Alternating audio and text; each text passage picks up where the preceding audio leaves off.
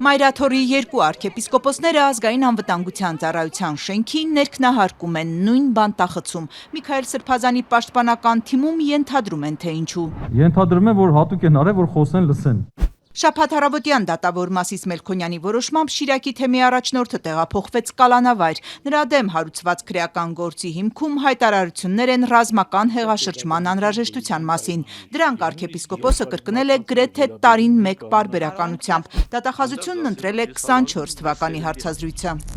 Միքայել Աջապահյանի հնչեցրած կոչերը հուզական կամ անզգուշությամբ թույլ տրված արտահայտություններ չեն, այլ գիտակցված գործողություն, որը տեղի է ունեցել շարունակաբար, հետևողական։ Արքեպիսկոպոս Աջապահյանի փաստաբանական թիմում պնդում են ապօրինի շինծու անհիմն գործ է։ Ռազմական հեղաշրջման մասին 23 թվականին Սրբազանը խոսել է։ Իրավապաշտպան Իոնիսյանը դիմել է դատախազին եւ այդտեղ գտել են, որ հանցագործություն չկա։ Հիմա պարզվում է կա հանցագործություն։ Փաստաբան Սարգսյանը վստահ է, դատախազը վերաբերմունքը փոխել է վարչապետ Փաշինյանի եկեղեցական արշավի շրջանակներում։ Քանի դեռ վարչապետը չէր թիրախավորել հոգևորականներին, ծերմով սա նորմալ է, որևէ հանցագործություն չկար։ Հենց թիրախավորեց, միանգամից վերածվեց հանցագործության։ Երեմ Սարգսյանի խոսքով արքեպիսկոպոս Աջապահյանի դեմ դատախազությունը հաղորդում է ուղարկել հենց այն օրը, երբ Նիկոլ Փաշինյանն իր գրառմամբ հենց Միքայել Սրբազանին էր անդրադարձել։ Մեր իրավապահները սենց արդեն իսկ վատ սովորություն ունեն, տեսնում են ինչա ցանկանում վարչապետը, իրենք միանգամից այդ բոլոր ցանկությունները փորձում են իրականություն դարձնել։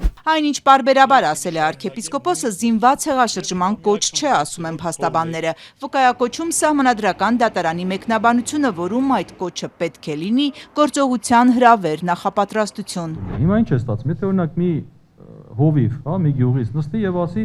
պետք է իշխանությունը զավթել, հրապարակային ասի, օրինակ Facebook-ով մտնի, on-line ասի։ Հիմա արդյոք այդ հովիվին պետք է դատապարտեն, ասեն դու այս հոդվածով արգելված արարքն ես կատարել։ Դատախազության տարածած հաղորդագրությունում կարդում ենք, որ արքեպիսկոպոսի այդ հայտարարությունները նոր լույսի ներքո են երևում Սրբազան պայքար անվանումով շարժման կողմից ահաբեկչության նախապատրաստությունների համատեքստում։ Նոր լույսի ներքո իրավական եզրույթ չկա, հակադարձում են փաստաբանները։ Երբ որ անձը նույն բանն է ասել, այդ նույն բանը 6 անգամ կրկնել իր համար չի եղել հանցագործություն, 7-րդ անգամ կրկնելը սսնայել են, եթե 6-ից 7-րդն է, ուրեմն նոր լույսի ներքո նայենք, որոշենք, որ հանցագործություն, այսինքն արարքն է հանցագործություն։ Դրա կրկնությունը կարող է լինել նոր հանցանք, կարող է լինել հանցանքի շարունակություն, բայց չի կարող լինել, որ սա հանցագործություն չի, կրկնությունը նոր լույսի ներքո մենք համարեցինք հանցագործություն։ Պաշտպանները ենթադրում են, որ Աջապահյանին էլ են գաղտնալսել, ոչինչ չեն գտել եւ նոր քրեական գործի համար հին հարցազրույցի օգնությանն են դիմել։ Արա Զոհրաբյանը շեշտում է արքեպիսկոպոսներ Աջապահյանն ու Գալստանյանը հոգևոր եղբայրներ են,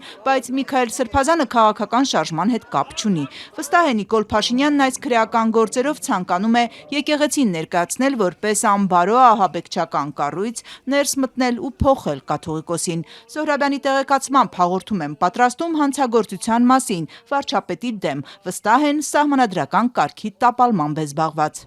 Ընդհանրապես իրենց վերջի վարկակցը որ բոլոր տեղերում ինքն է։ Ուր գնում ես ինքն է, քննիչի տեղում ինքն է, հետա քննիչի տեղում բոլոր տեղերում ինքն է։ Բոլոր մարտահրավերները, որոնք կարող էին ապակայունացնել Հայաստանի Հանրապետությունը եւ անվտանգային մարտահրավերներ ստեղծել, այդ բոլոր մարտահրավերները մինչև այս պահը